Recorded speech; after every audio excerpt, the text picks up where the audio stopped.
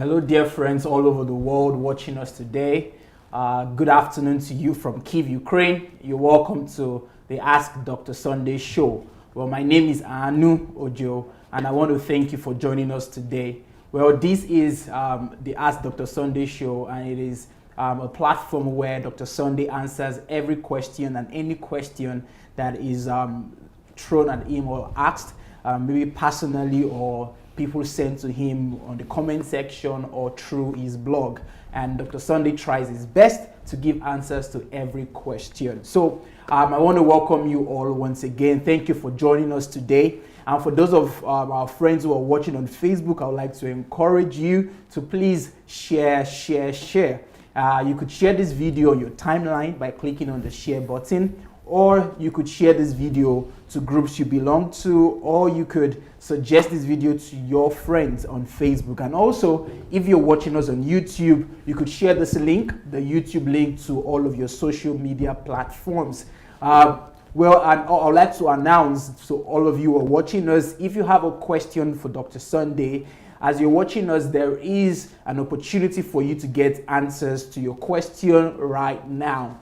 And you could ask your questions by just typing letter Q on the comment section and ask your question. So just type letter Q on both on Facebook and on YouTube. Type letter Q and ask your question. And I will try my best to answer as much as I can.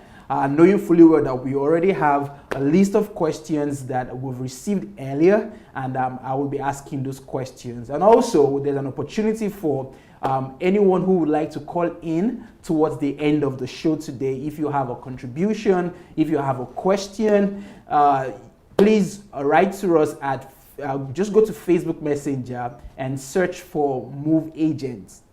Move Agents on Facebook Messenger. You search for us and write to us that you have a question or you like to contribute to today's discussion or to any of the question that has been asked, and we will call you back. We will call you back. So I'd like to welcome you all once again to another episode on the Ask Dr. Sunday show. Well, today we have questions that have been asked, and I will be reading the questions to Dr. Sunday, and he will be giving answers to them. So please, if you just join in, please share. Let's invite our friends. Yeah, let's invite our friends and let's get them on board today. And I would also like to announce about the next History Makers training, that's HMT, that will be happening live here in Kyiv, Ukraine. Well, the next HMT is coming up on the 8th to the 12th of April. I repeat, on the 8th to the 12th of April. And guess what? April is not far. April is just next month. And if you are still thinking, should I come or should I not come, I think it's better that you make the decision as quick as possible. Well, you could register for the History Makers training by going to sundayadelajablog.com/HMT. I repeat, sundayadelajablog.com/HMT. Or you could write to us at hmt@godembassy.org. hmt@godembassy.org. And this next HMT, Dr. Sunday will be teaching us on how to build systems for national transformation. Well, if you have a plan, if you want to reach out to thousands of people, maybe through your church, through a ministry, through business, this is the HMT to come for. And I think Kyiv is the way to go. So April 8th to the 12th is the next HMT. Please do well to register and tell your friends, tell people about it. I'm looking forward to it personally. All right, so at this point, I would like to introduce to you Dr. Sunday Adelaja. He will be here answering all of the questions. Actually, he is seated here, and we're going to get the questions rolling very soon. So over to you, Dr. Sunday. Good. Over to you. I'm waiting for your questions. Well, I want you to just give a remarks, like a welcome remarks. That's what I mean. Well, blessings to you all. I'm ready for your questions. All right, great. So we have some questions already prepared on the PowerPoint presentation, and I would like the questions to be projected so we could start the questions. Now, don't forget, our dear viewers, I have a device here, and I'll try to follow up on your comments. So if you have a question to Dr. Sunday and you would like him to answer the questions during the live show, please feel free to write the question, but please don't forget to type letter Q before you ask your question. All right, so I want to believe the question is ready so we could see it on the screen. All right, so the first question, Dr. Sunday, is what are the root causes to why pastors are cheating? I want to know, and if so, why do they feel like people should be sorry for them? I meant they didn't tell people they were sleeping around before they got caught. Is it that their wives are no longer attractive, or they can't perform well sexually as they grow old? If so, do they need to seek counseling or do exercise to keep up with their man or wife? That is an very, very interesting question. Well, why do people cheat? Pastors. The question right here is pastors. Why do pastors cheat on their spouses, right? Yeah. Okay, there are a lot of questions for this. There are a lot of reasons for this. Number one reason is because when you are a pastor, I hope my voice, can you hear me very well? Is my voice okay? Is my voice okay? Okay. Is it okay? Yeah. Okay. So, there's many reasons for this why pastors cheat or commit adultery. The number one reason for this is that when you are a pastor of any church and you are a man, this statistically, between 5 to 25% of your church is in love with you. Between 5 to 25% of that church that is listening to you is in love with you. I mean women. Yeah, women. So, for a pastor not to fall into sin, sexual sin, or adultery, is more a miracle than for a pastor to fall into adultery. Repeat that. So it's more a miracle for a pastor not to fall than for him to fall. Yes. Please, can you continue explaining? Because I think you give some. So that is because it's like he's walking in a minefield. It's like walking in a minefield. Mm-hmm. You know, minefield is where they put the bombs, the mines in places, and so that is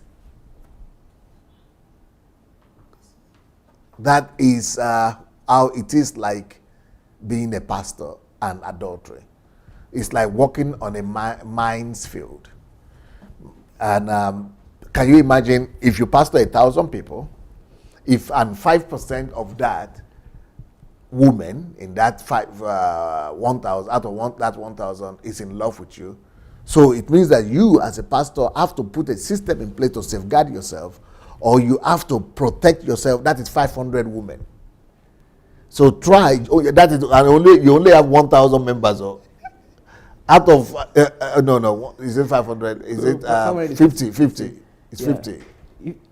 If it is. If you have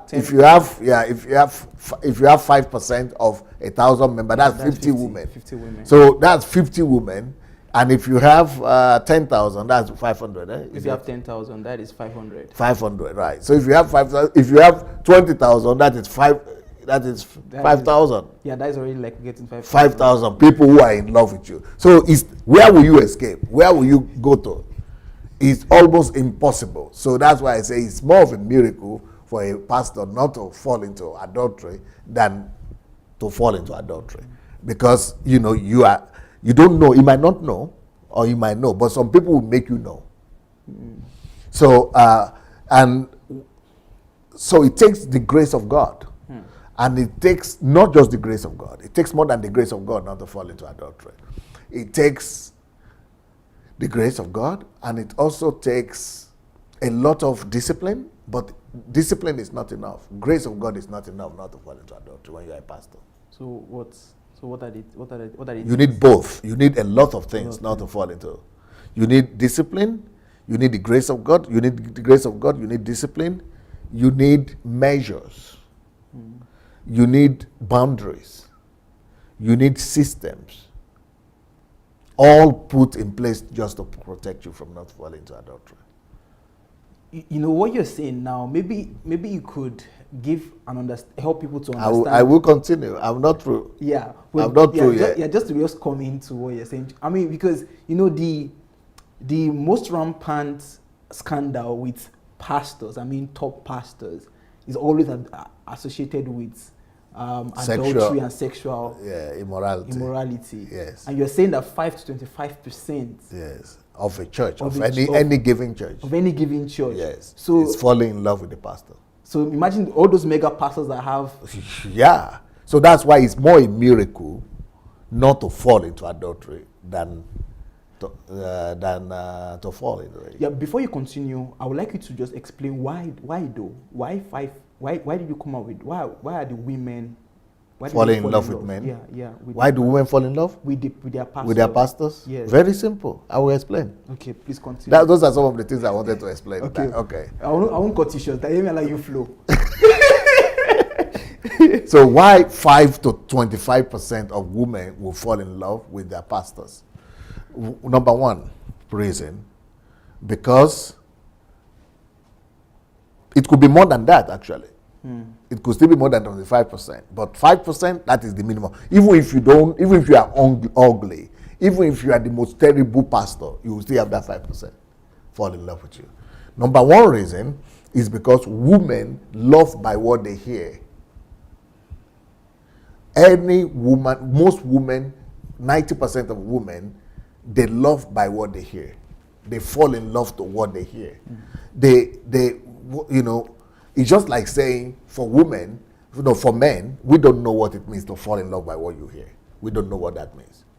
But let me give you a parallel of what that means. It's like saying what it is for men, because men fall in love not by what they hear, but what they say. So can you imagine now that you are going to a place and where you see all women that are naked all the time, naked women all the time, and you are there before them?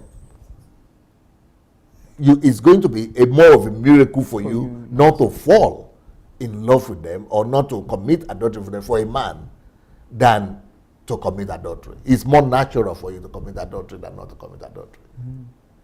So for women, what you feel when you see women that are naked, what you feel, how you respond to that as a man, it's something parallel. You could think of women that keep on listening to somebody, a man, that is talking exactly what they want to hear, and that is ministering to their needs, because that is what they want to. The women fall in love by their ears.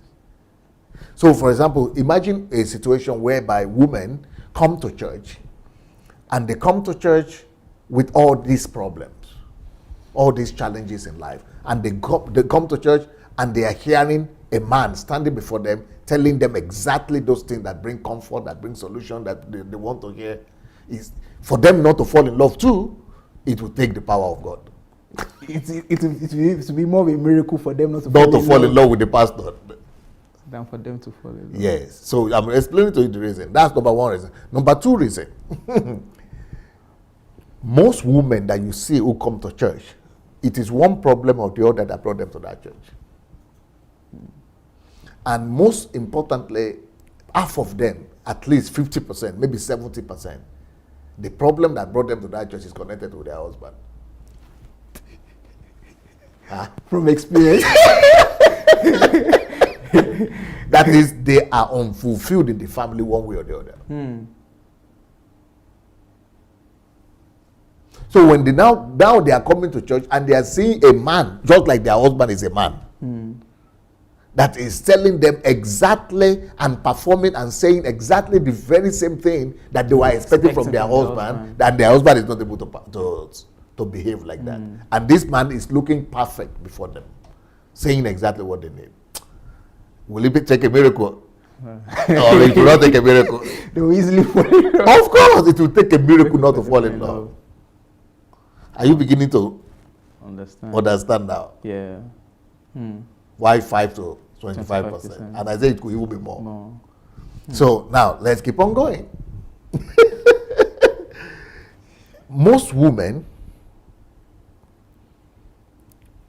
are misunderstood by their men and by their husbands, and most women, they don't get to hear enough of kind words, nice words from the people they are living with, because most men don't talk, and most men don't give attention to their wives at all. So the church becomes the place where women, that's why in most churches you see women are more than men. More women than men. More women than men. Have you noticed that? Yeah, yes, I have. And statistics prove that. Oh. Yes. Now you know where I'm coming from. Because that is where that church becomes a place of comfort, a place of They find respite. yeah, respite for them. So that also is another factor. Next thing is why women like that fall in love is that a lot of those women, especially when it comes to Africa, they are looking for fruits of the womb. And a lot of people will take advantage of that and, propose themselves. So that is another issue.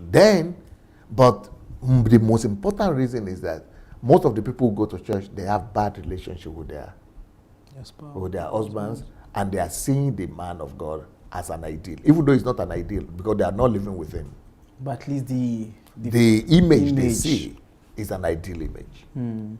That's why they fall in love. Then yet another reason why it's more a miracle not to fall in love or not to commit adultery than is because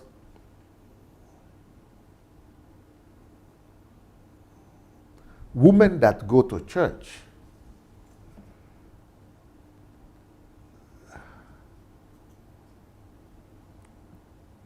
they have been taught to see the man of God as perfect.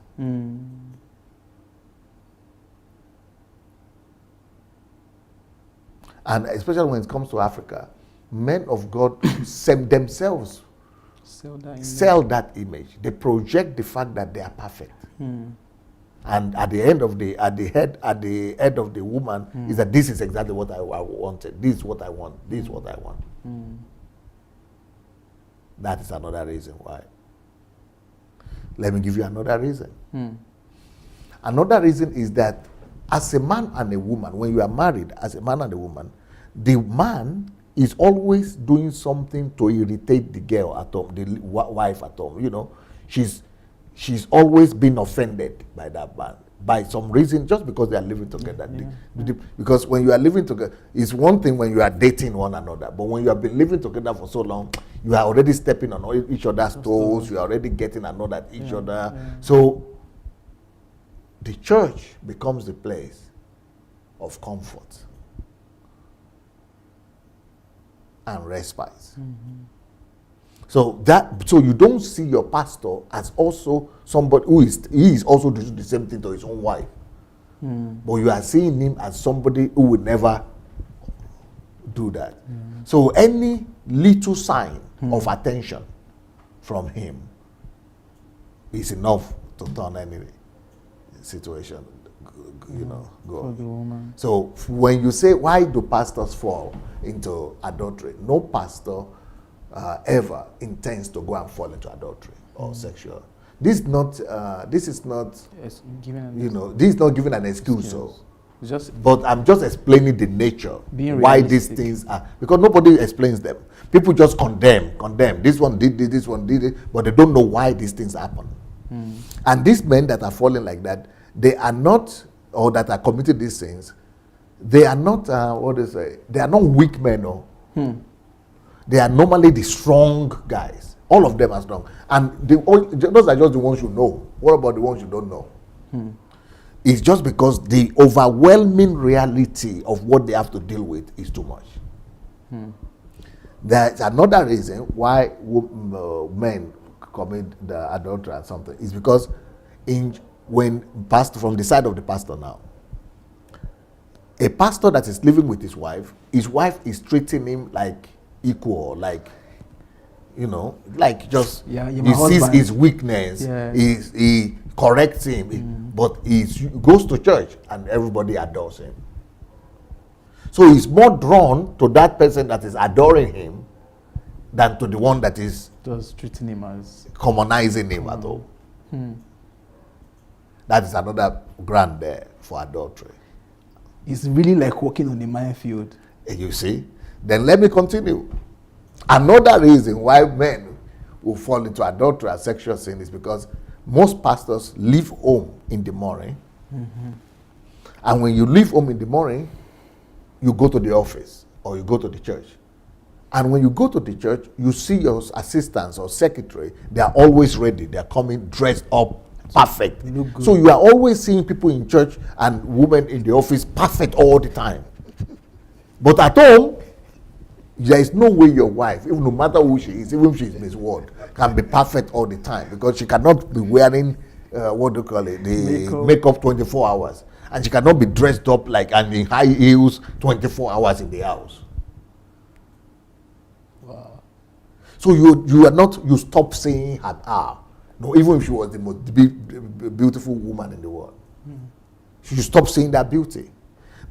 So that is, but when you go to outside, that's the only thing you see. You see the beauty, the glamour. So that's another reason why men fall in love. Then next one, pastors fall. Not because they have evil intentions, just because they cannot. You know, another reason why men fall into adultery and sexual sin is because men fall in love by what they see. And when you are, you know, when you don't even see your husband, I mean your wife, you just see her when you come back, and you see her only either in the kitchen or during the table. You are not seeing her no, she's not competitive at all compared to what you are seeing in your office Every day. And some of those people you are seeing in your office or in the church, they are already in love with you. They're already waiting.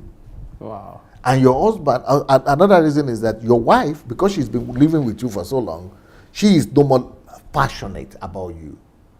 Because it's regular life now, you know. The passion goes after 3 years. So you just live the regular life. But on the other hand, the people who are waiting outside in the office or in the street, in the church, they are always passionate. They are standing on their knees, Pastor, Daddy, Papa, Daddy, Papa. They're already yours. Kai. So it's very difficult for a man not to. It's more a miracle not to fall than to fall. Kai. And this is not just one person. No, Daddy, Papa, Daddy. They will not allow you to identify. You will be thinking they are already, you know. Wow. That's why pastors fall into sin.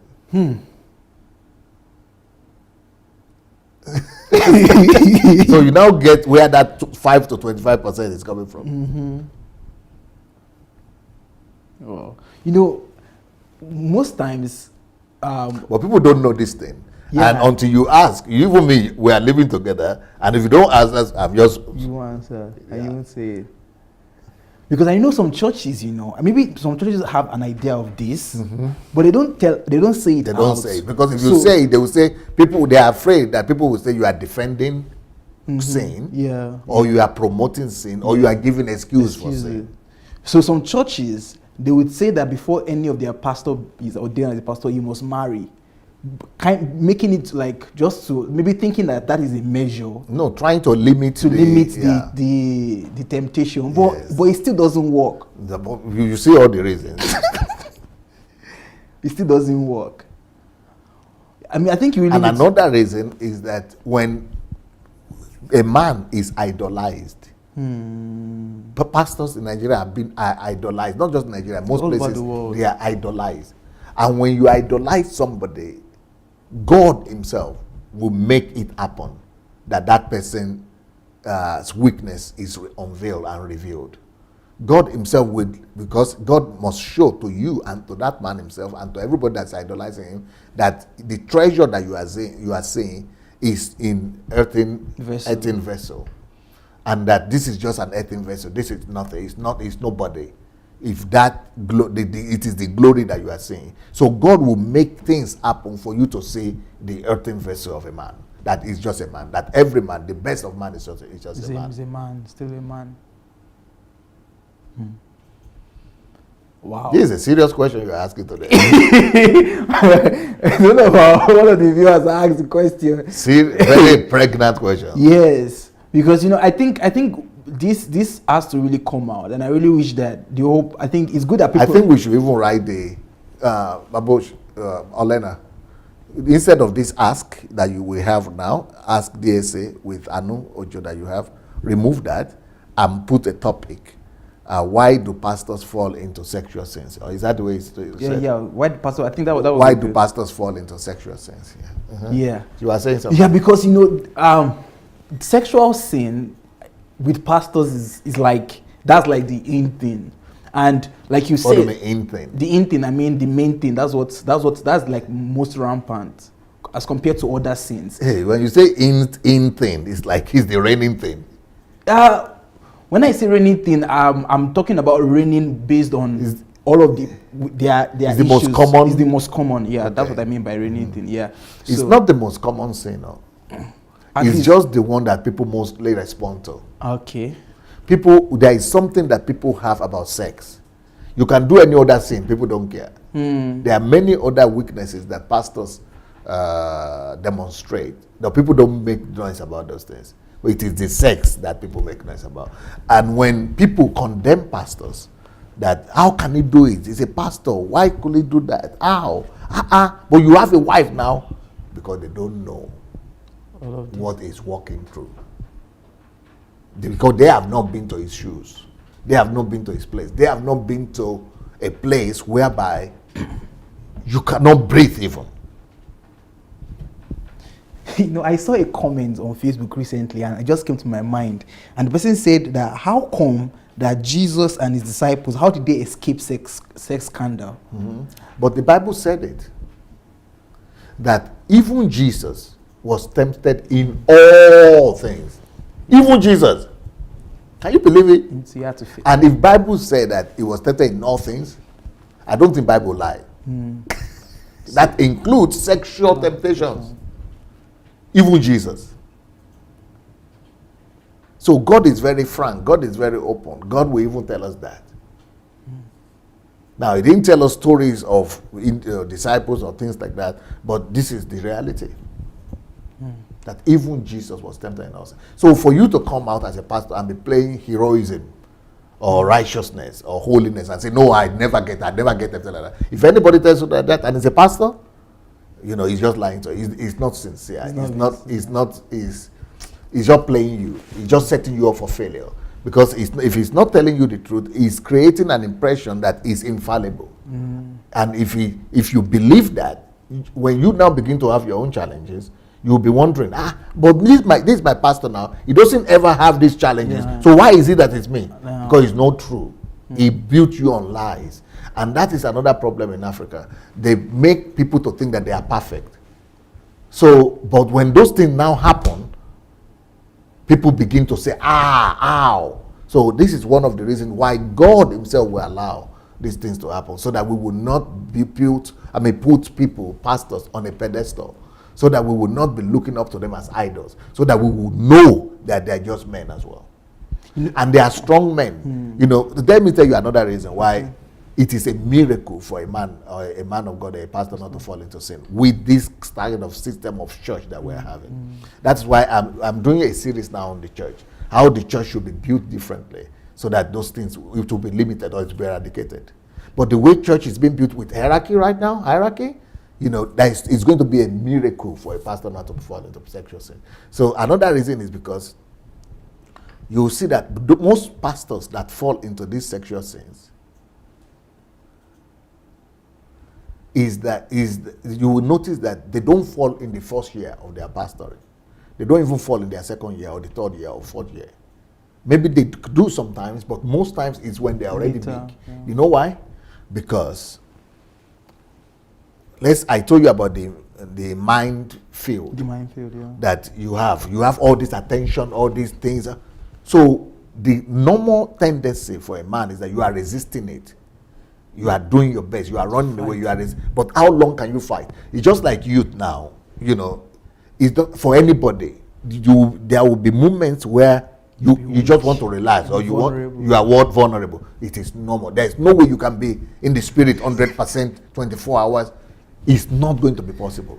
That's true. Because you are still walking in the flesh. So why is it that they don't fall in the beginning? So when you see those people who are high there and they fall, know that they have fought so many battles. Kai.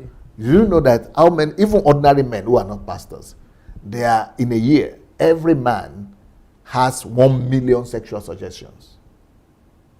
Either by what they see in the street, by the internet, 1 million.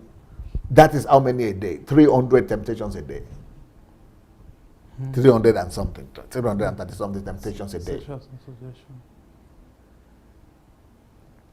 So by the time it's coming so much, that it's out of those 300, it's almost impossible. Just like your thoughts. It's true. There are thoughts that are negative, that are bad, that you know they are bad.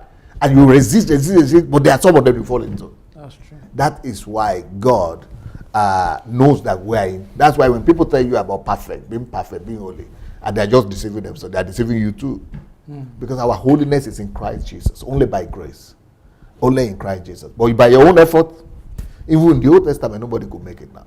And nobody can make it too in this own by law, by living by their own efforts and their own works. Even the best boxers who know how to dodge everything, there's no way they won't get one. Yeah. There is one they call Floyd Mayweather. Yeah. He's the master of defense, the best defensive fighter in the world. But you see blood still coming out. You still hit him. Every general, if it's a general that's in the battle, has a scar. There is no way you will not have a scar unless you didn't go to the battlefield. The only way that you will not have a scar is for you not to go, not to appear on the battlefield. Not to show up at all. Don't show up. If you show up, they say we are late show. Wow. In as one in a Facebook, in a YouTube, that person. It will highly show. And I think also some, because I think I've heard Miles Monroe say something like this too in this line, but he didn't go as explicit as this. And he was saying something about why he travels everywhere with his wife. Yes, because you cannot trust yourself. No matter how good you are, you need a system in place. So that can be a system. That's a system, protective system. It's not possible for you to, you cannot depend on you don't know what will happen to you at the end. Some people even who don't fall into sexual sins, some of them fall into pornography, some of them fall into different fantasies, different things happen.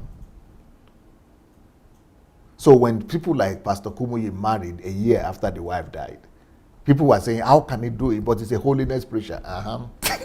You are the one asking those questions. Me, I don't ask. Holiness for no holiness. The man knows, he knows what he's saying. As long as it's a human being and it's a man. You understand? You better close your eyes and leave the man alone. Wow. It's different when you are not married. When you have never been married, when you have never been active sexually, you know, most of those people that you people are saying they are falling now, before they were pastors and they were married, they didn't have any problem. But when you are already, when the system of your body is already used to it, and then you are having all these minds, that's why people fall.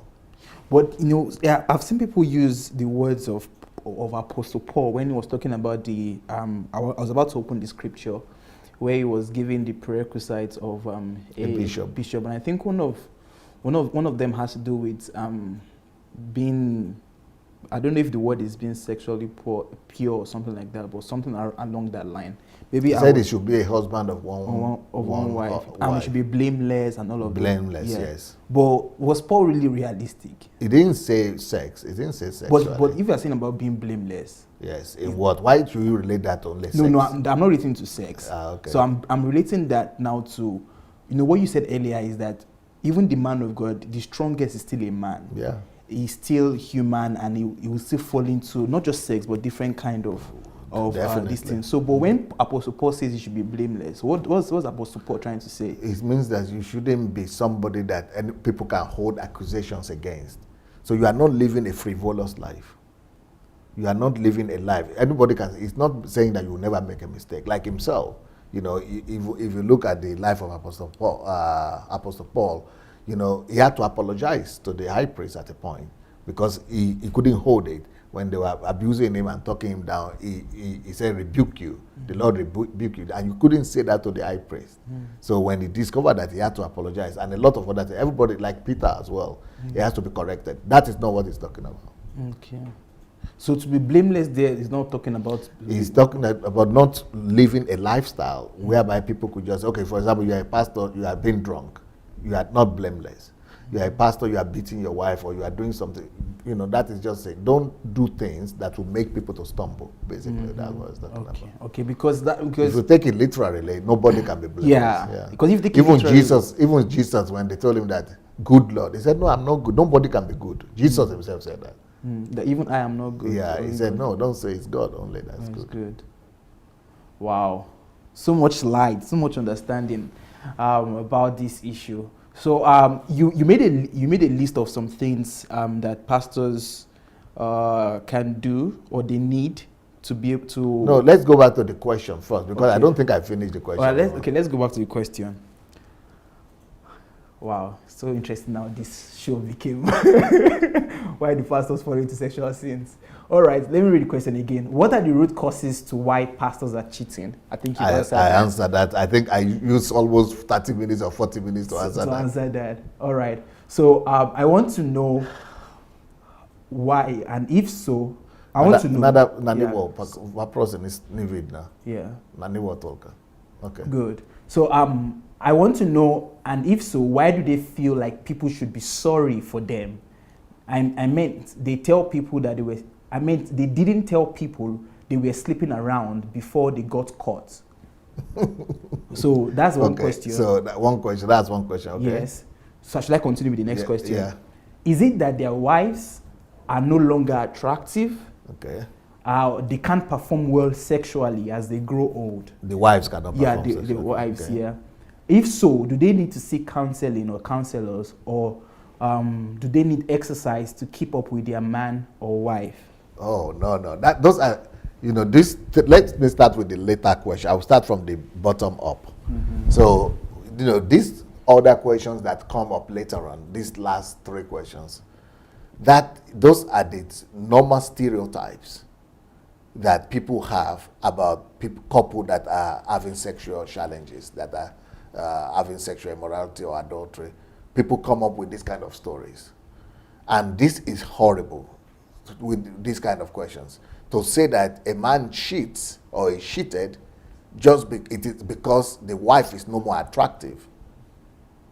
That's not a correct question. Then secondly, to say that a man cheated because the woman needs to go to gym and go and be doing exercise and work out, and because she's not working out, put the blame on the wife, it's also not fair. Then the third thing that is there is that she's not sexually active. To say that because a woman is not sexually active, that's why the husband cheats, also very, very wrong. So these are things that you don't want to go into. First of all, is it because she's no more attractive or she's no more beautiful?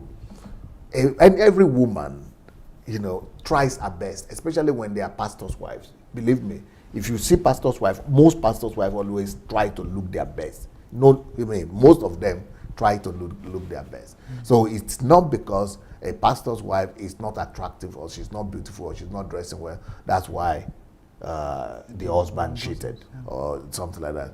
No. First of all, it doesn't really matter. Remember this. There's a principle that says this.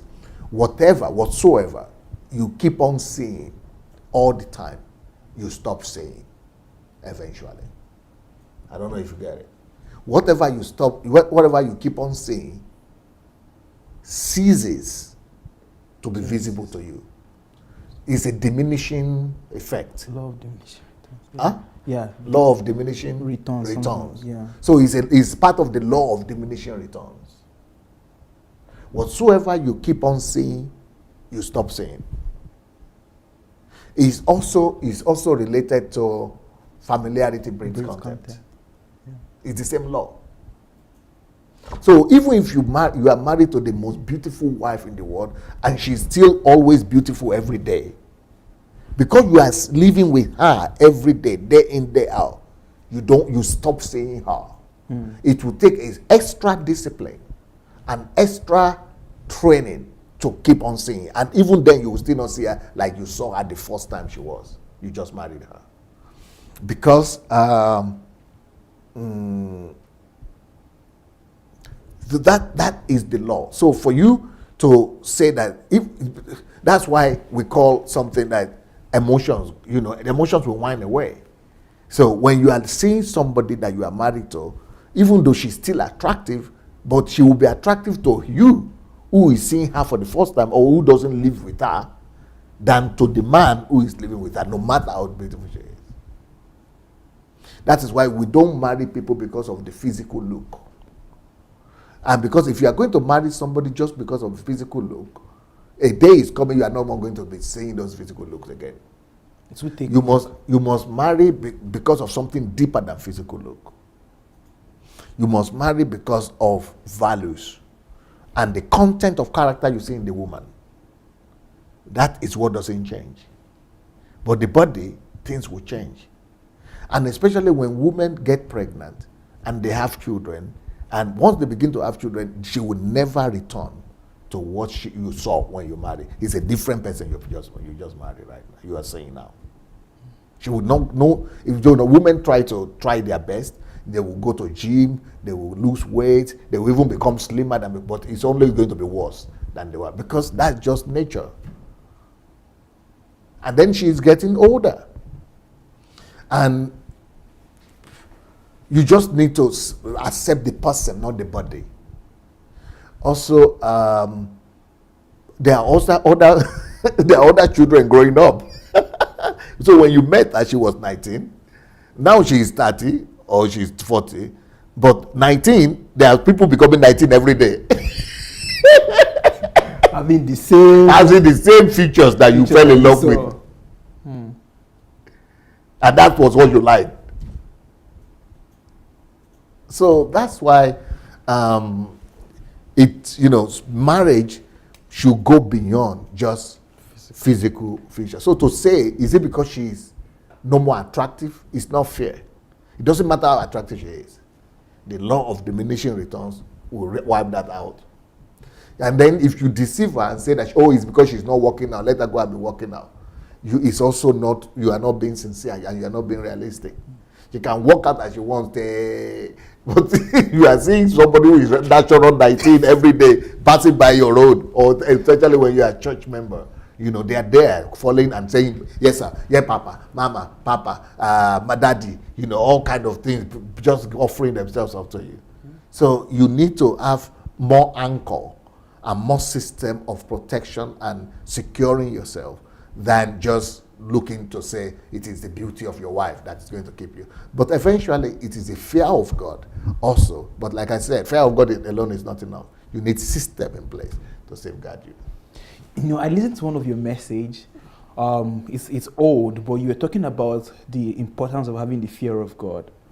And you brought the story of one great man of God. I can't remember his name, but he had issues sleeping with women in his church. And in his book, when they asked him that, what happened? Well, you're a man of God, and he said that, yes, I thought I loved God, and I thought I loved him, but I noticed that I didn't have the fear of God. I love God, but no fear of God. I didn't have the fear of God. And that was quite convicting to me. But even going further than that, with what you're saying, because there are a lot of people that have the fear of God, but they still fall into sexual sin because they didn't build those boundaries and safeguards. But pastors taught these things, though. Pastors? Yeah. I don't know. I don't know. Because I teach my pastors. You teach them? Yeah. Okay. Yeah. I teach my pastors. Because I think it's good. Because I think for me, it's good. But I don't hear anybody. I've never heard anyone. I think it's just because pastors don't want to be truthful. Because they want to be supermen. Yeah, they don't want to be truthful. They want to be supermen. Because if what I'm just thinking is that maybe we'll give for example, one time, somebody asked me a question about Johnson Suleiman when he had the Otobo scandal. Yes. And I said, don't crucify him. Kill him. It's just God just wants you to know that it's a man that falls into. So the way, if you see the comments there, it's because you are the same thing. Yeah. It's all of you are. because ignorance. People don't know what these people. Facing. Yeah, I said, stay with him. If you see other qualities, you know in him that, what attracted him to him in the first place. Is it because he's not sleeping with anybody? You don't know. Maybe he was doing it that time too. But what are the qualities you say? If you see that he's a man of God, he's a man of truth, follow principles. Because actions will be different. Anything could, the ones you are following now, maybe he's still doing the same thing. You don't know. You have to be. So don't judge people just because of their personal frailties or lives or weaknesses.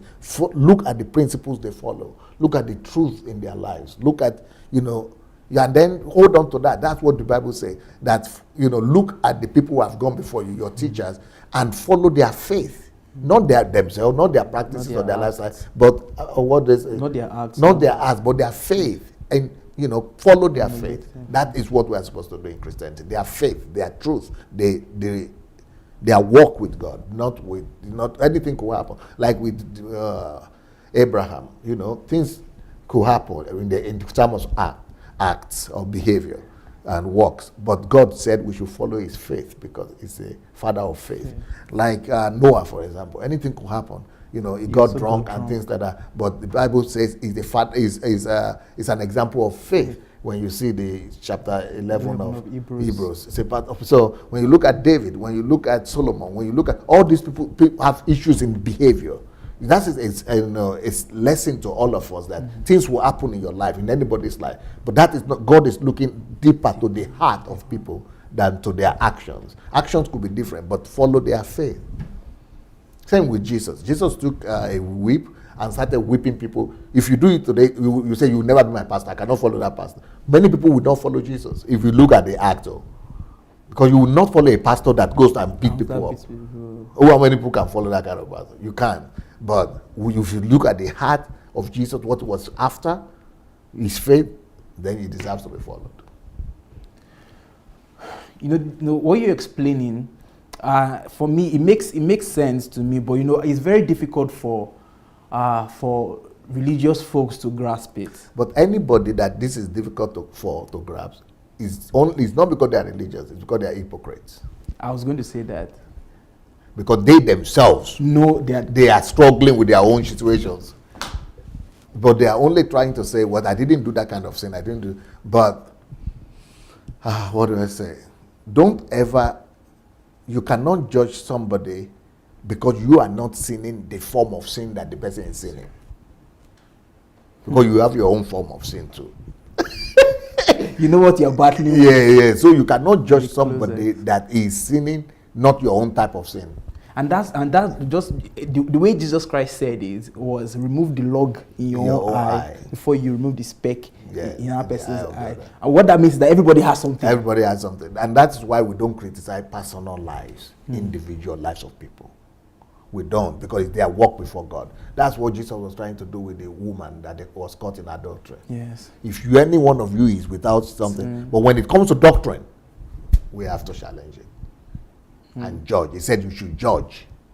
He said you should expose it, but not this kind of, these are personal issues with people's lives. Well, unless it is in the church, that it has become common knowledge in church, then you have to address it and either go and talk to the person, and if he doesn't listen, take it to the brethren. If not, then take it to the church, or if not, take him out of the church. There is an order for that. Amazing. I don't know if we could give opportunity for people to we should. With this kind of thing, I'm sure many people want to call. The people who are against, who are for. Yeah, we are ready to receive everybody. Okay, for our viewers, thank you for being with us. I'm sorry I've not even said. Okay, go ahead. Yeah, I'm sorry I've not said some things to you during the course. It has been a very interesting conversation. I think it's a conversation that needs to be held everywhere, because these are the truths that many people are not willing to share. But if you like to share your contribution, if you have a question, please go to Facebook Messenger, search for Move Agents, and tell us that you would like to call in, and we will call you. We will call you. All right. So, Dr. Son, let's go back to the question that are there. Yeah. To that question. Maybe I just want to make sure I address everything. Everything. Yeah. While we are looking for the call, while we're waiting for the call. Yeah. All right. So, this is a continuation of the question. Okay.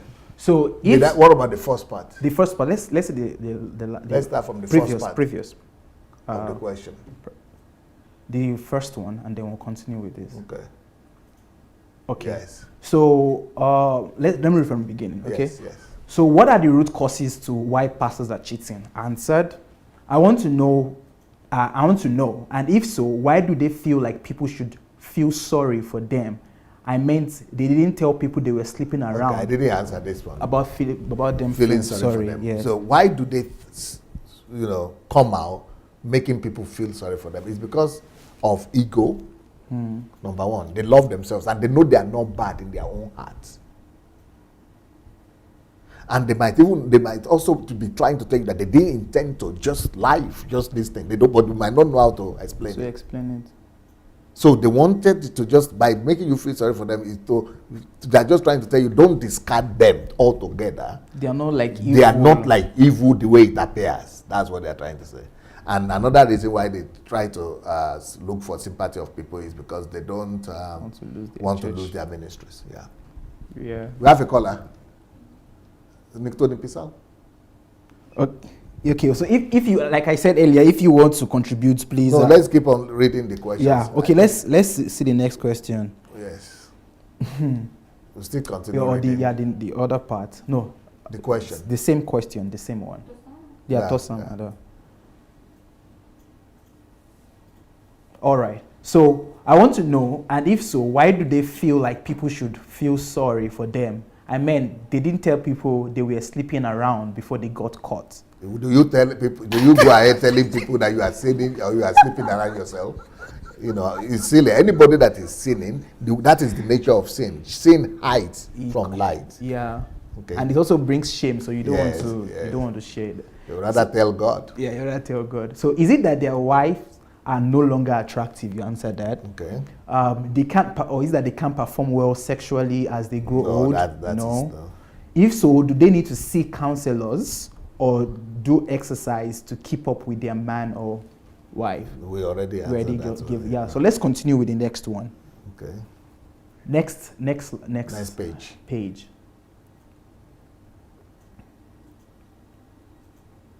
Okay, so if someone does that, should they step down from ministry? Okay. And how long? Okay. What are the ways they should approach the congregation? Because some just tend to blame the congregation and say, well, I'm going through a lot. You guys don't pray for me.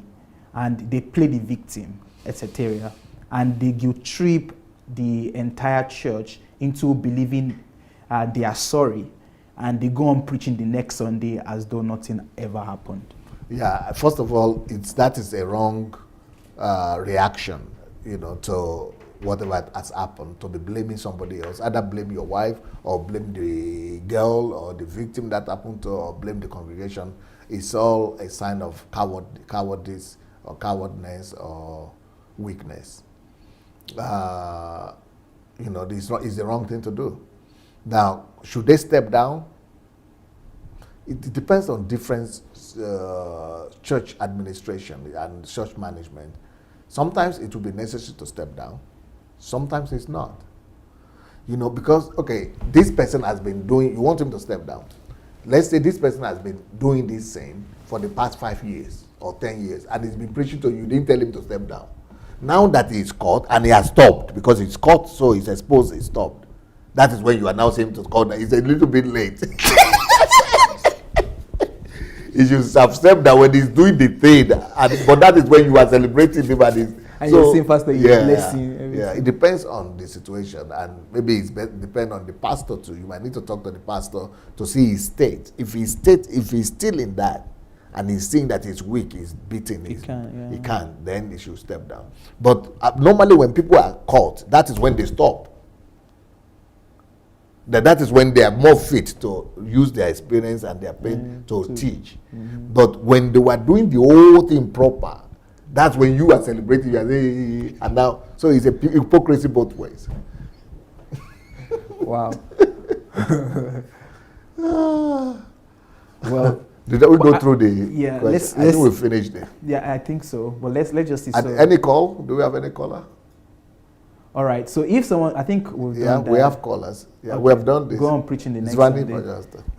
As though nothing happened. I think. Yeah, Yes. you know, it's relative. It's relative, and it should be. Wow. Okay. Let's have the callers. I think this is it. Yeah, it's a great.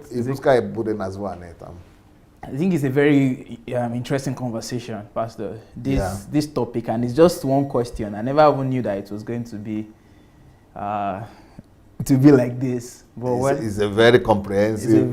Very comprehensive. Why do pastors fall into sexual sins?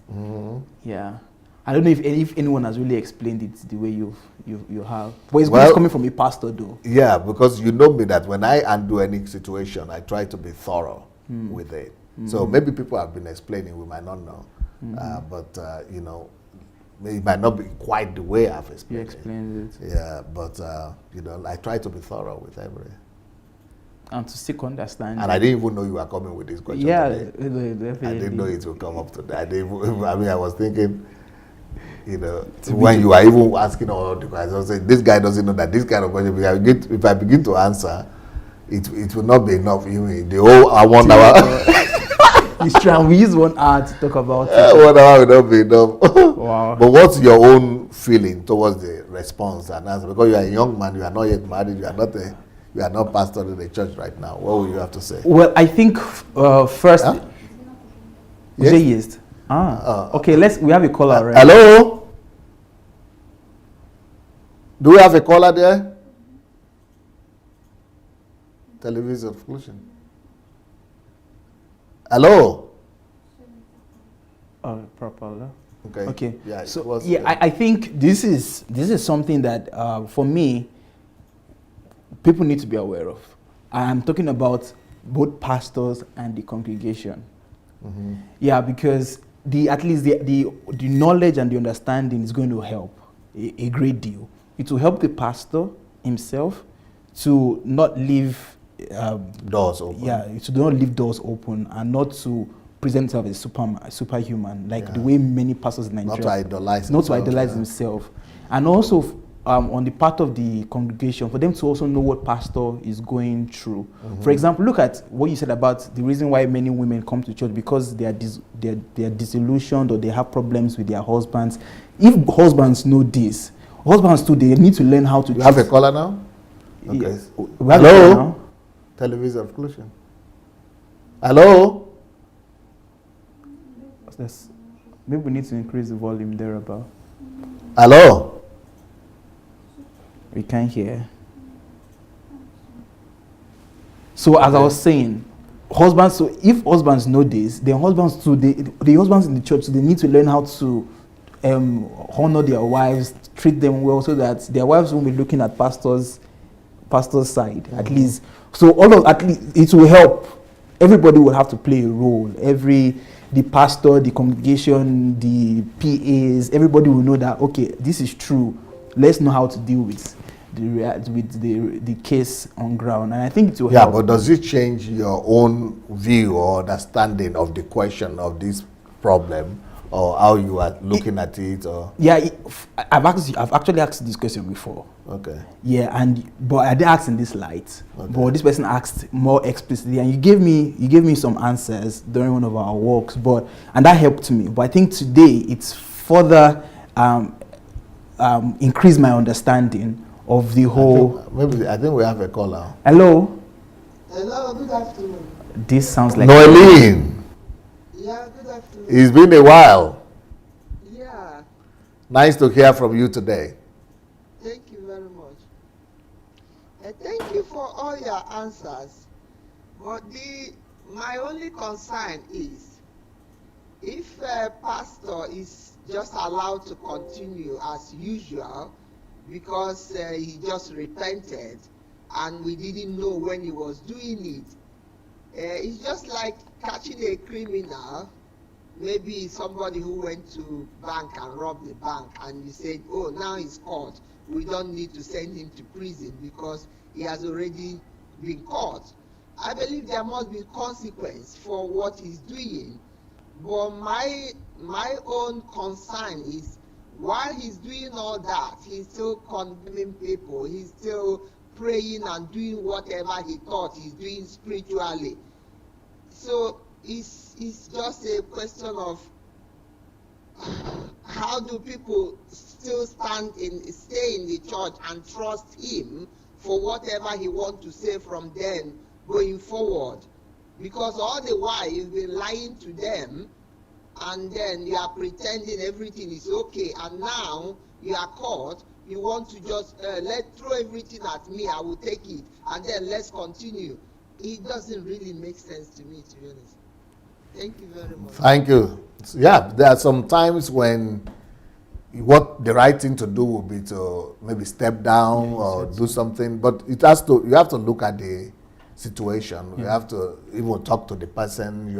It depends on a lot of things. You have to even talk to the congregation. Sometimes the congregation wants him to stay. Sometimes the congregation says, no, stay, talk to us. We want you to stay. We don't want you to go. Yeah. And I think that's what you said earlier.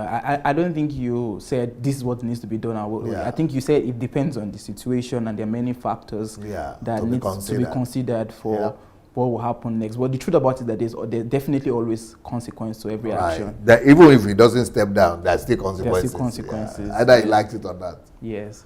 So he will still have consequences. Yeah. But the question I would like us to look at in what she said is, because it's like a robber that is caught, that went to rob a bank and is caught, and you said don't send him to jail. What do you look at? How do you see that parallel? Is that a fair parallel? No, or not? Even if you didn't even say fair parallel or not, I was going to say it's unfair. Yeah, because if one listens to all of the things that you explained, speaking of the minefield, speaking of the person who has been fighting 500 battles and every day 300 every day 300, and you're fighting and you're fighting and you're fighting, and you got hit one time. I think comparing that person to a thief who steals to make ends meet, and there is no sign that the person has been fighting all of these stuffs, I think it's not a fair parallel. That's on one side. And then number two is that using some of the things that you've also explained as to where this is not the man that necessarily wants to do it. There's one thing where a thief is going to steal because he wants to meet his own need and wants to. But here is a man of God, believable, or let's just believe that this man of God, this is not him looking for who to sleep with. We know that there are maybe some that are looking for who to devour. But let's take an example of a man who is not seeking for someone to sleep with, but who became vulnerable and then he fell. So that person, sending that person to jail, like a thief that goes to jail, I think is not a fair parallel. Well, it's a very complicated situation, because what she was saying is that, will you trust the person to now teach? Because a trust has been broken, which is true. Trust has been broken. Yes. That is the question. But you already explained, if I understood, you already gave answer to this, that I think the first thing that needs to be addressed is we must learn not to trust human flesh. That's the first thing we must learn. Our trust should be in God. Our trust should always be in God. That's number one. And we must all agree that... And we should also learn not to idolize men. Idolize men. So I think if that is settled first, then we understand that I'm following you not because because of you. I'm listening to you not because I'm thinking that you are perfect. I'm following the faith and the truth that you preach. Coming from. You understand? So now, because I know I'm following the truth that you're preaching, if you fall, then I get to decide if I still want to follow you. You understand? Knowing that I know I can still get truth from you, knowing that I can still get your principles, but it becomes now my decision. My own decision. That, okay, I don't think I can deal with it. Yeah. So this is not because the pastor is a man of God and can't fall, but now it's where everybody has the right. We must give everybody the choice to say, pastor, you fail, and I think for me, with my own heart, with my own truth, I think I can't stand listening to you knowing all of this, and I would like to move to. And then the pastor should also be free to tell the members that if you can't, please do well to go. I don't know if you get my point, but I think the basis has to be that we must not trust man, we must not idolize people, but our faith should always be in God and learn from people, learn from their truths. I don't know if we have a call. A lot of things. Yes, it shows on Zwanke. The approval. Yeah, you're about to say are going something. to try to call. Yeah, there are a lot of things to be said about that. If I begin to address that particular issue that she raised, it's going to be so long because there are so many. You see, that's what happens, especially women. You know, you could see from one side, but there are so many angles. It's like a diamond. Brilliant. I mean, yeah, it's a diamond. You see different angles to this. For example, I had a situation in my church whereby a couple came to me that the husband was having an affair. So the two of them are very dedicated members of the church, husband and wife, leaders.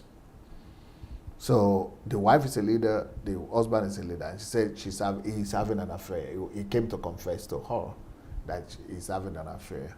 So she was so broken. She was saying, I cannot forgive him.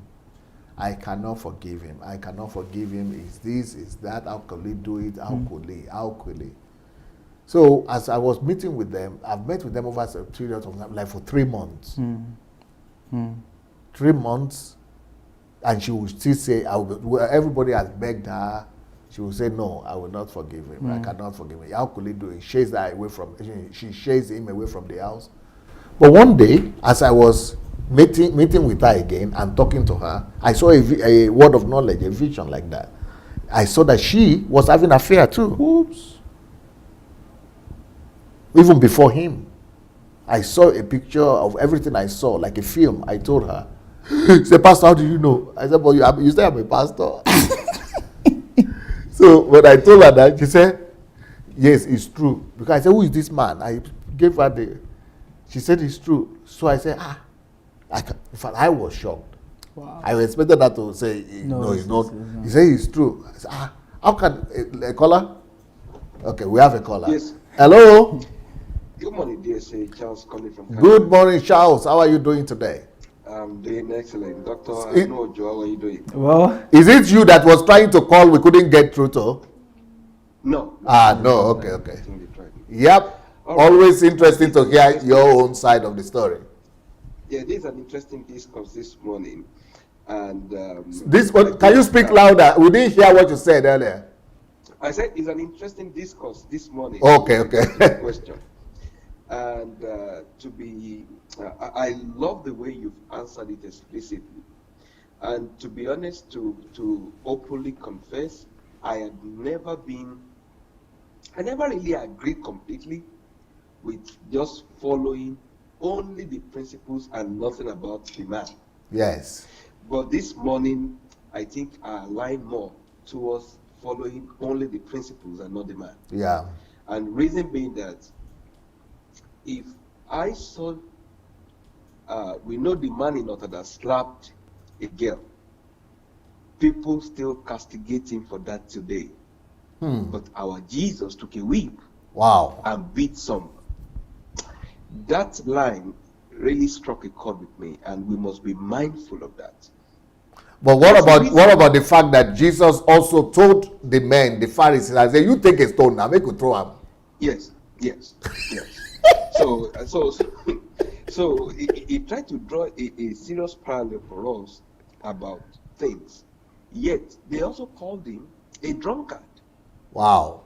If he wasn't drinking, they wouldn't call Jesus a drunkard. And if you say it's false accusation, then any man of God can say it's false accusation. So let us come off the illusion. That's number one. When we look at Paul writing to Timothy in 1 Timothy chapter 3, and he says, anyone that desires to be a church leader must be the husband of one wife. Yes. Why did he specify that? That means there were men around them that had more than one wife. Yeah, that's But he true. said, if you want to be, only have one, because it is easier for you to manage people Right. with one wife than when you have multiple Right, wives. right. Also, when we look at the question that our sister said about a robber, that was a very serious parallel.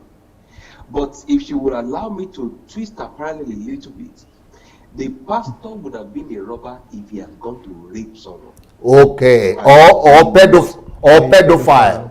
Yes, and he must be nailed to the cross. Yes. But if he had had a girlfriend, a side chick, whatever they call it, that is not a robber, because it is something he's doing voluntarily with someone, not taking it by force. So, like the pastor in South Africa being in court right now because of he is being accused as a robber and is facing the court of law like a robber. Which pastor? He's a Nigerian pastor in South Africa. I can't remember his name now. Okay. Some young girls said he raped them when they were Omotosho. Yes. So that is an example of a robber. That is profound. Very profound. Yeah. So, but this ones that had a mature girlfriend and they are having whatever they are having together cannot be paralleled as a robber. And one of the things which you said earlier is the time you was doing it, you were shouting, Papa, now you know you are just coming out of your delusion. In fact, it doesn't even. It is that time you were shouting Papa, Papa that was insane, that he could have been transferring a wrong spirit to you. But now that he's exposed, he's been humbled before God. Yeah. So these are things that we must look at from the perspective of a believer. The time you were hailing the man. See, many of the big celebrated men of God, we have not had scandals in our own recent times, not because it didn't happen long ago. Yeah. And many of them put measures around today that they travel always with their wives. Yeah. Just to prevent anything. Yeah. And most of them are now advancing age. As you grow older, even no matter what happens to you, you are losing some interest in sex. Yeah. So people should come off those delusions that, I've not had this from my papa. It's because you didn't hear. You don't know. You don't know yet. People that knew, they know. So the last thing I want to say, Dr. Sunday, is would this parallel or the heavy schedule of the man of God be the reason why some pastors' wives also find themselves in the hands of older men, a younger guy that can ride them roughly? You gave the answer to your question, sir. Oh, okay. Okay. Thank you very much. Wow, wisdom. Yeah. A lot of wisdom there. Great. You know, I read the book God's General, and with that book God's General, you see that the writer gave a lot of examples of how men of God were also men, anyways. Yeah. And I mean, what Pastor Charles Adeniji just shared, I think he made some very, very good points. Salient points. Yeah, very, very, very good points. I think we have another call. Please, let's bring it on. Remember, I was having a program. Hello? Hello. Yes, can you put off your... Good morning, sir. Good morning, my sister. I think you need to put off your sound over there. Is it off the... I already put off my... Good. My laptop. Good. Yes, good morning, sir. Good morning, Dr. Anu. Good morning, TSA. And good morning, everybody. It's like a familiar voice. Who is calling from where? Yes, I call sometimes. This is Emanuela Solomon. Okay, Emanuela from California. Okay. Yes. I think I'm so grateful for all your teachings regarding marriages and sex and so on, because many people, we are not taught. Yeah. They taught us English, mathematics, biology, physics in school. Nobody taught anybody really, especially in Africa, about sex or marriage. That's true. So people just go as they would like, and when they enter into it, some make mistakes, some sail through. But with this teaching now, a lot of people, if they will listen, especially before they get married, and especially for your series that you did regarding family, people will think twice and they will know what they are doing. Yes, many people don't like to talk about sex and money. They only listen to what their pastor said. Like there was one pastor that said, "It's God that told me to baptize you with sex." And I don't know how they can be that stupid and obey that kind of command. But Wow. when we can listen to truth like this, it's so easy to be able to now see lies and say, "No, I'm not doing that." Yeah. This is a very significant thing you are doing for us. A lot of people went married. If you don't know why you are doing something, you just do it anyhow. If you don't know the value of a woman, you abuse that woman. So a lot of mistakes had happened. But I was reading a book and it says, if you are fighting a battle of like you have problem with promiscuity, he said, just say, make an oath with God and say, if I have sex outside wedlock, let me die. And if I smoke, the next cigarette, if you are battling with cigarette smoking, say, if I smoke again, let CL, cancer of the lung, kill me. And so that helps me, for example, regarding men, because I've been single long time ago. I just said that, but now that you're explaining, I know it was a system in place. Yeah. I made that with God, as long as I'm unmarried. If any man climb on me, let me die. Yeah. And that thing worked for me because I didn't know any better. That's what the pastor book I was reading told us to do, to make an oath like that with God. So now that you are saying it, I know it's a system in place. And then after many years that I've put that system in place, I now became a pastor and I'm still single. And so all those things never come to me at all because I don't know. So now I understand it a little bit better. I just want to say I'm very grateful. You've taught me so many things, too many things, that if it was not for you, I'll still be ignorant. And ignorance is not an excuse. Wow. God bless you, sir. Beautiful. God bless everyone. Sister Yes. Solomon. Emanuela. Emanuela. Thank you so very Yes, sir. much. Thank you. Thank Blessings. you, sir. Look, can you show the book, Overcoming Living Sexually Free. Free and Overcoming Masturbation? Because those books will really help people in dealing with this particular topic. Because we didn't even know this is the way I do know. it was going to go. Same We have here, we same have here. put the book, Same here, because she asked me. Living Sexually Free and Masturbation. What, you were saying something before. You want to say something? Yeah, I'm just thinking about these things that you talk about that we don't hear anywhere. You know, you're really a blessing to the world, though, because imagine what we just talked about, and I'm saying that because I have that appreciation in my heart, and just hearing Mrs. Emanuela also give that appreciation that nobody teaches on this thing. Nobody, I mean, people can touch a different aspect, but nobody really comes out to say, so this is it, and gives a very elaborate explanation about it. And you know, the funny thing about it is that these things are happening right before our eyes. Before our eyes. People are constantly struggling about it. And they don't know how to stop it. Yeah, we don't know how to stop it. But let me tell you, the most important way to stop it is that we need to revisit the way church is built these days. We need to stop the hierarchy of church. We need to stop seeing church. This is the way church has been done in the past 500 years. That we have one pastor who is the hero, who is the senior pastor. So that superstars and stardom, you know, status will always lead to these kind of things.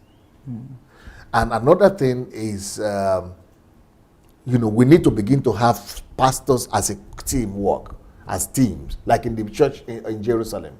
If you look at the church in Jerusalem, you will not be able to pinpoint and say, this is the pastor. Is it Peter?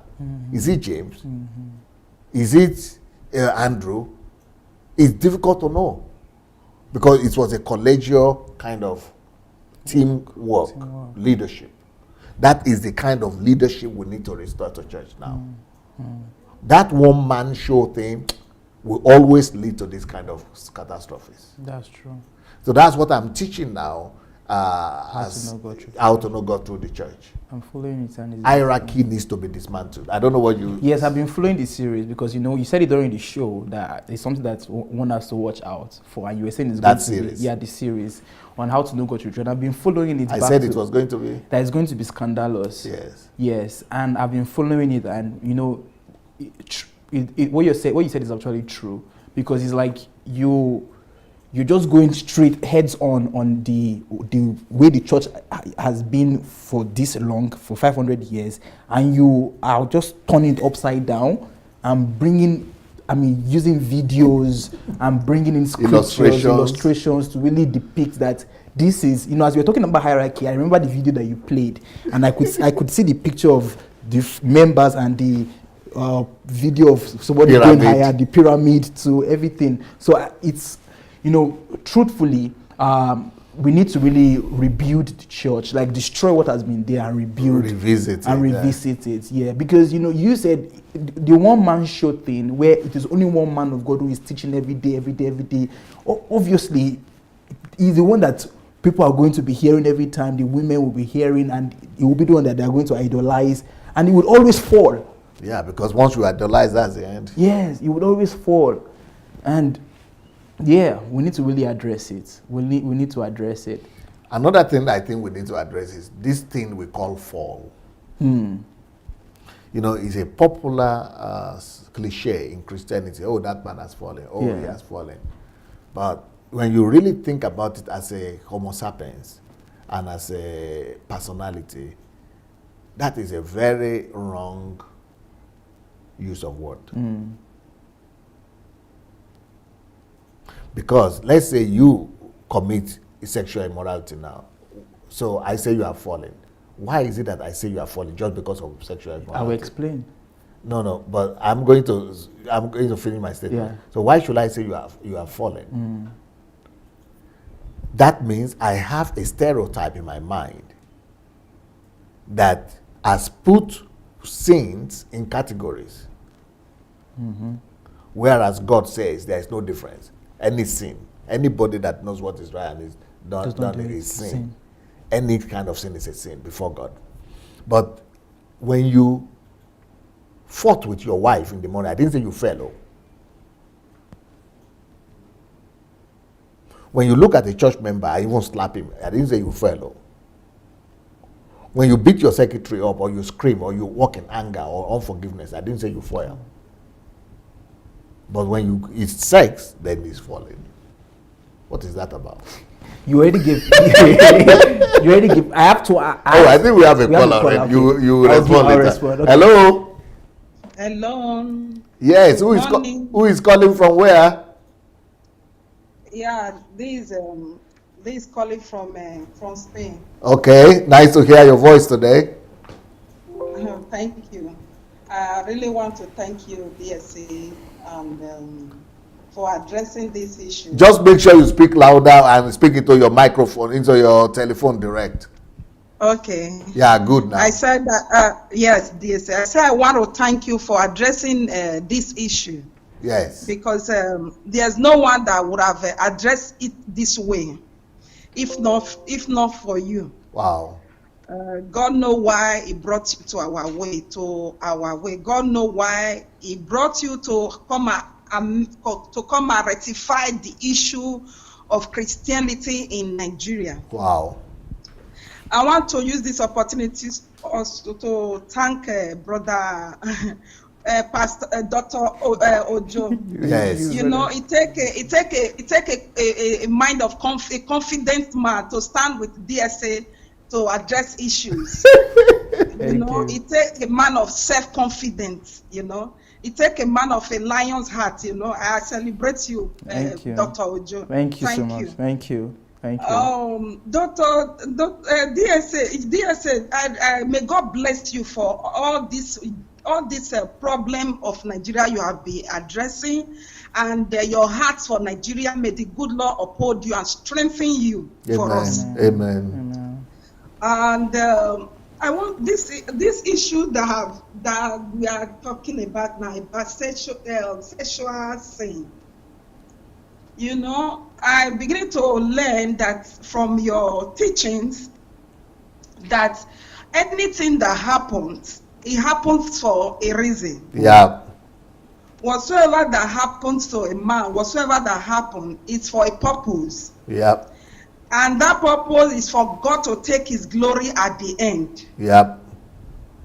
So, and because when what is happening to the might, because when you look at the Christendom in Nigeria, the Christian leaders, many of them, majority of them, they are falling, but they are not confident enough to stand and to confess, to tell the people that they are be calling them Papa, Mama, to tell them that I am not better than you. Yes, yes.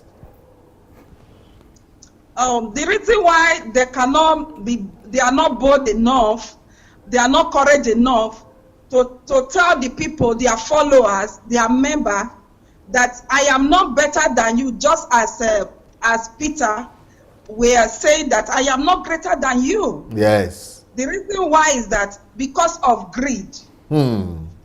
They are greed for power. They are greed for wealth. They are greed for pleasure of the things of the world. Yeah. That is why they are not bold enough, they're not courageous enough to address the people that are calling them Papa, Mama, to tell them that, oh, no, don't do that. I'm not greater than you. Yes. Because if they do, these people that are being carried away in Nigeria, that are being drowned in religiosity and be comfortable in ignorance, they wouldn't have get to that extent. Yeah. It's so sad. Well, there was I wouldn't like to mention his name. When a great popular famous pastor, if he divorced he got divorced. You know, yes. When he divorced, is a Pastor Christ. I will mention his name. There's no need of hiding because this is a kingdom work. Is a Pastor Christ. When Pastor Christ divorced his wife, when they were now interviewing him and say, why did you got divorced? Why did this happen? He said that it's him that was God, it's not his wife.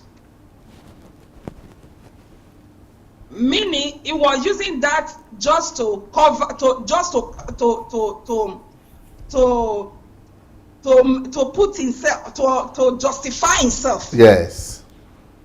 And only God know what make, because whatsoever that make a woman to seek for divorce is not a childish play. Yeah.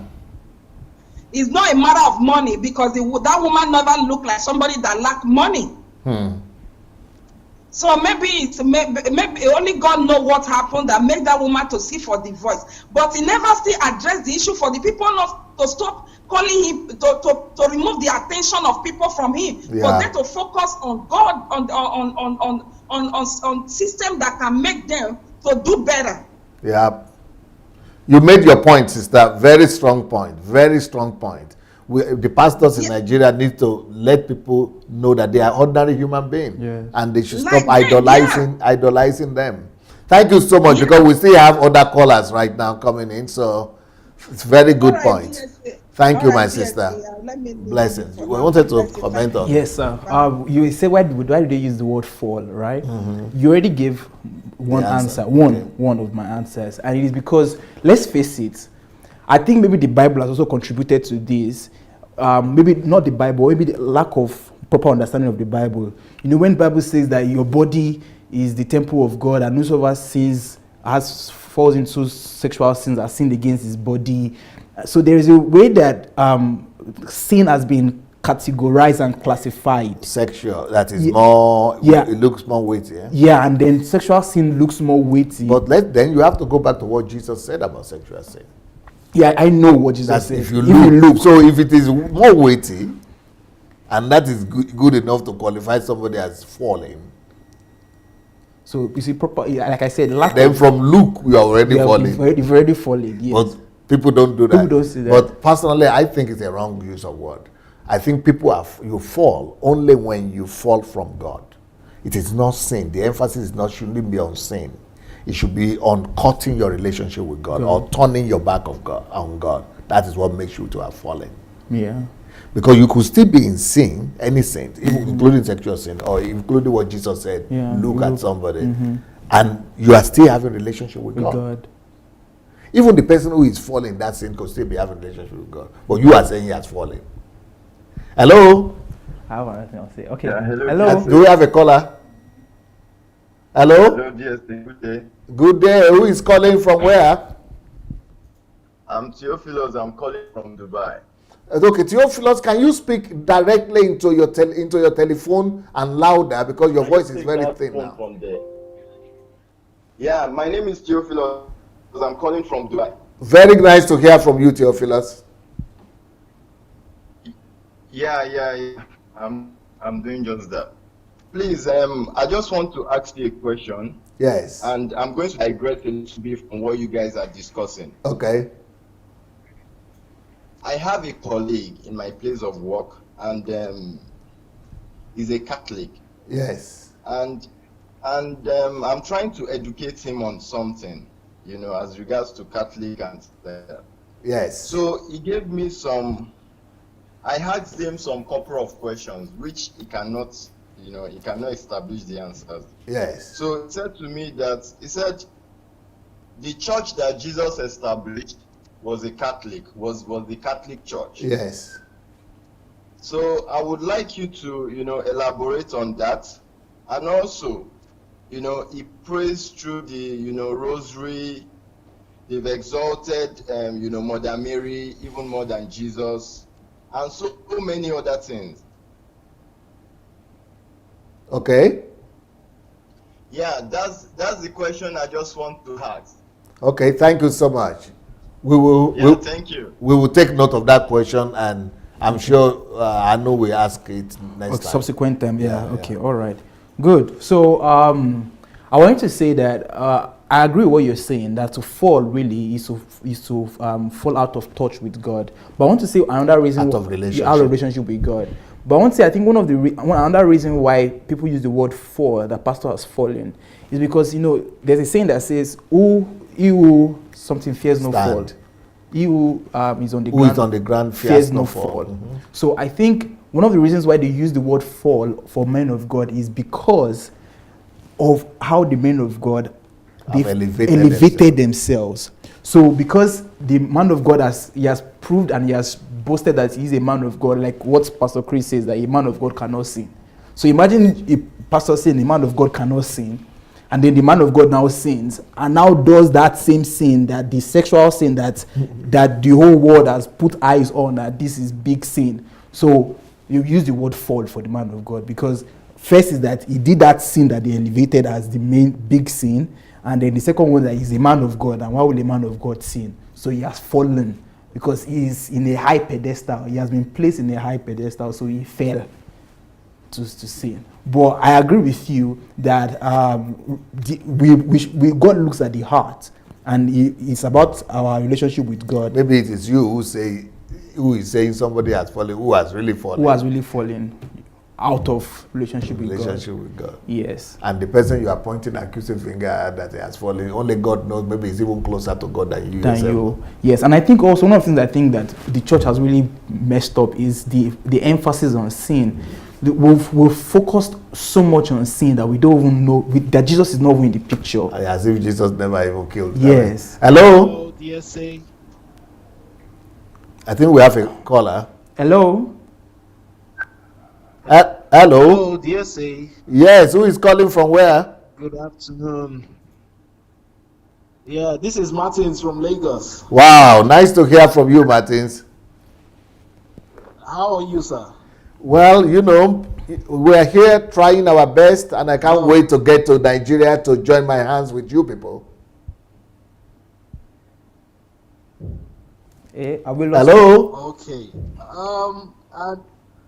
Yeah, I can hear you. My brother in the studio, nice work, and I so much would love to contribute to this. Speak closer to your device. Speak right into your device and louder, please. Can you hear me now? Yes. Can you hear me? Better. Yes. Yes, I'm doing it. I'm doing exactly that. Okay. My network is. Go ahead. We're hearing you. Go ahead. Hello. Go ahead. We're hearing you. Okay.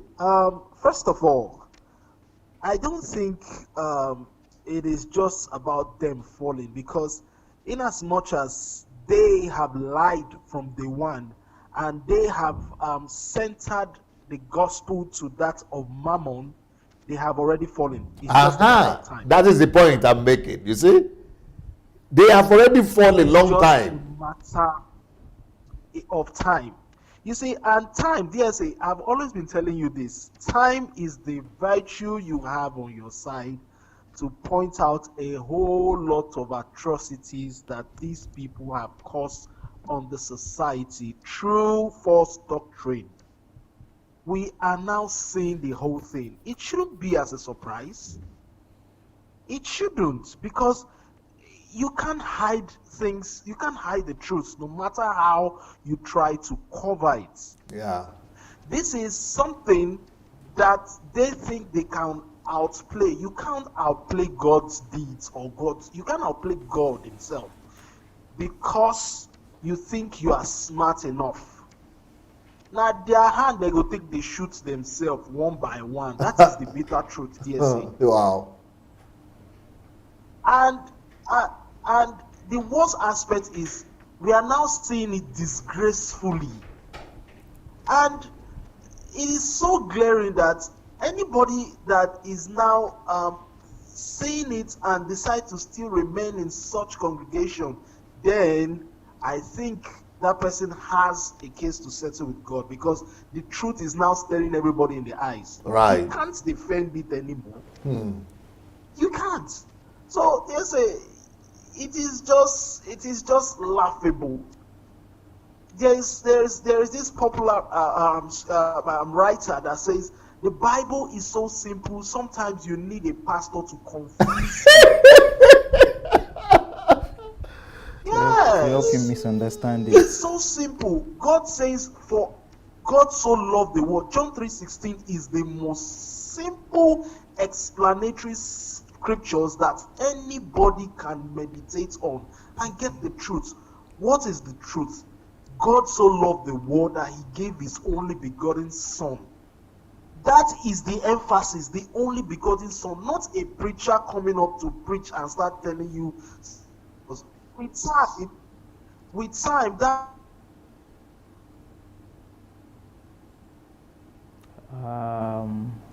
Yeah, I think it's network. I think it's network. That's Nigeria. Yeah. Yeah, Pastor. Do we still have callers? We still have one more. Yeah. Okay. What he said is true, just like what you were saying too, is that because we've compartmentalized sin and categorized it. I mean, someone who is serving Mammon, he has already fallen, but we don't call him fallen. Oh, we don't say he has fallen. Yes. And there is no bigger fall than that one. Than serving, we are serving another God. And we are still celebrating them. Yes, we're still saying they are heroes. Yes, and the one that is caught in sin, in sex, we say that one is the one who has fallen. But the ones who are living in fallen condition. Hello? Yeah, hello, good afternoon, DSA. Good afternoon, my sister. Who is calling from where?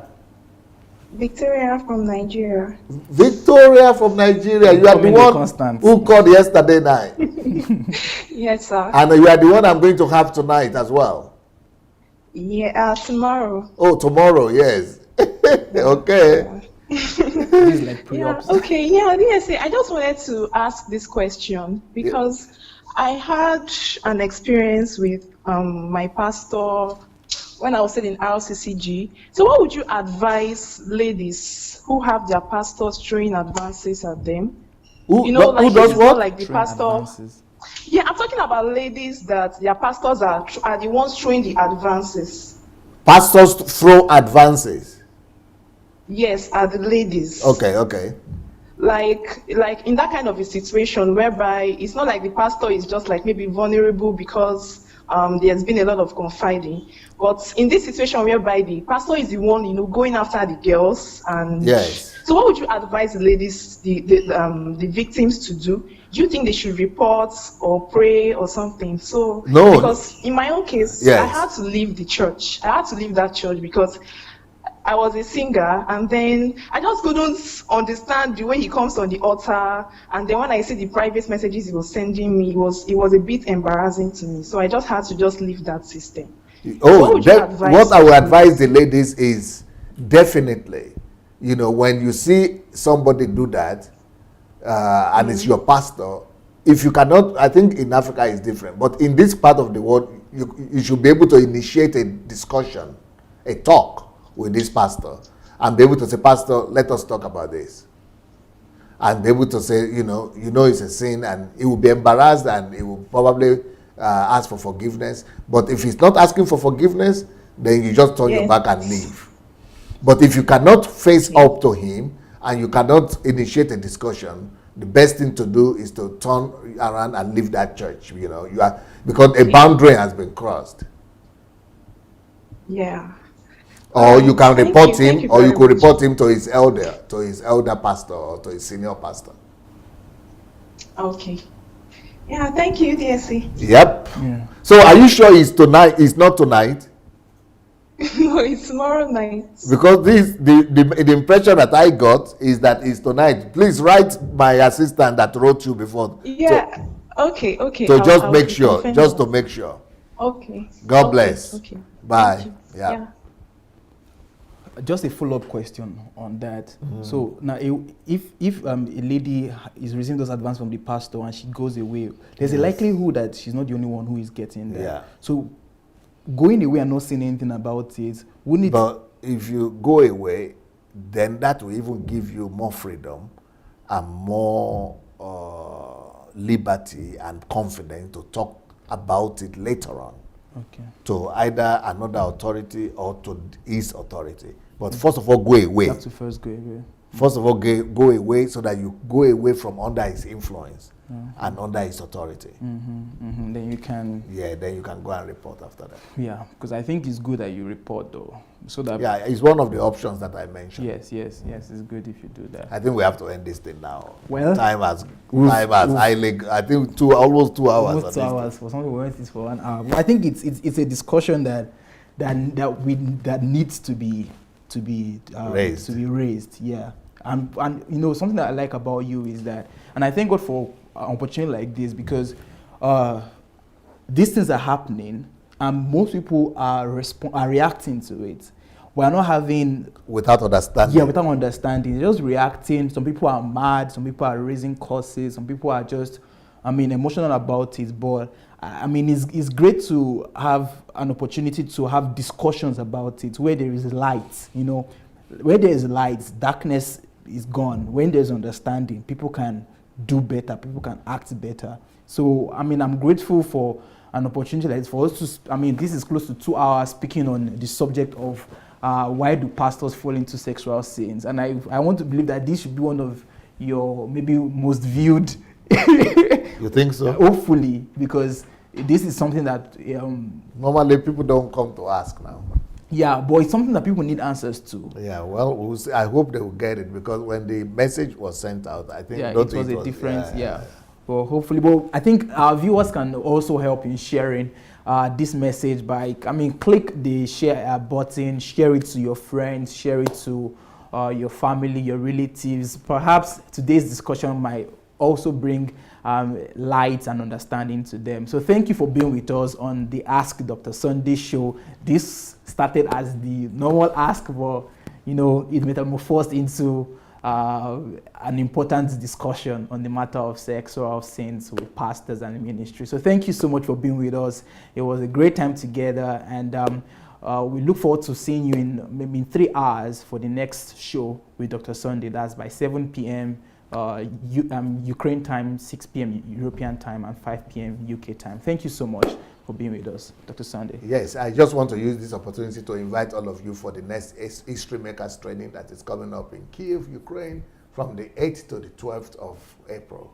So if you want to come to learn how to build systems, how to build structures to resolve every problem, and to solve every problem and to achieve any goal, it is system that enables you to achieve any goal and to resolve our problems. We are going to be talking about that in April from the 8th to the 12th.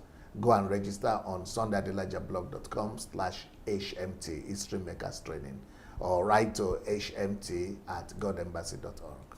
So see you later tonight. Peace.